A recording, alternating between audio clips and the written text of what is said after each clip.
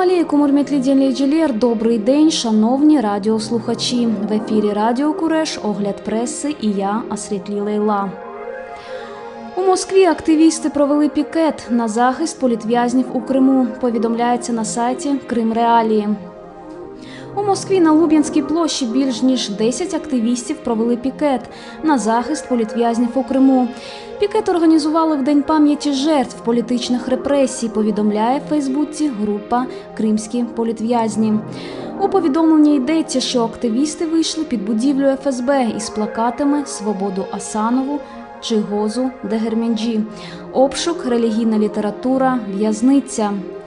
День пам'яті жертв політичних репресій у Росії відзначають 30 жовтня.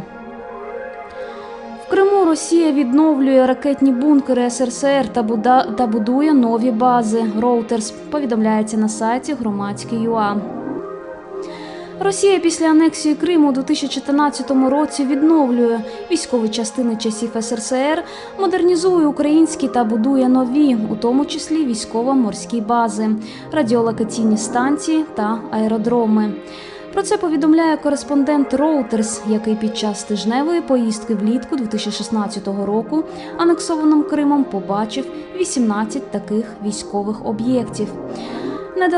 Недалеко від Симферополя у центрі півострова Росія перетворила занедбаний український військовий об'єкт на дві нові бази.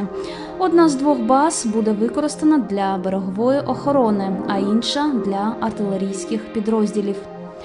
За словами кореспондента Reuters, колишній цивільний аеропорт Белбек був перетворений на військово-повітряну базу.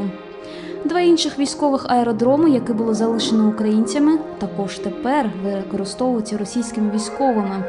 На аеродромі в Новофедорівці репортер Reuters побачив півдюжини винищувачів Су-30 та фронтовий бомбардувальник Су-24.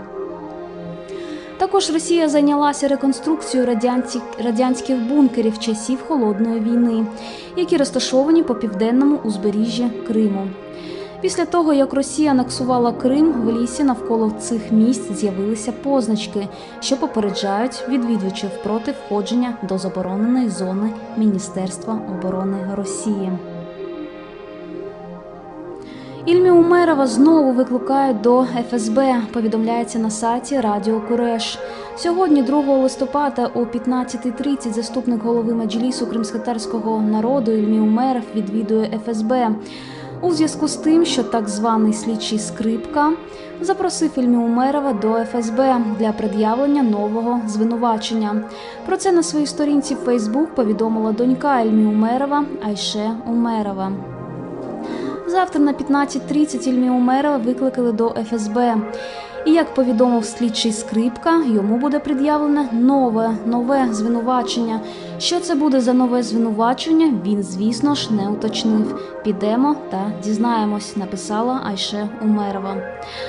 Раніше проти Ільмі Умерова російські силові органи в окупованому Криму порушили кримінальну справу за статтею «Сепаратизм».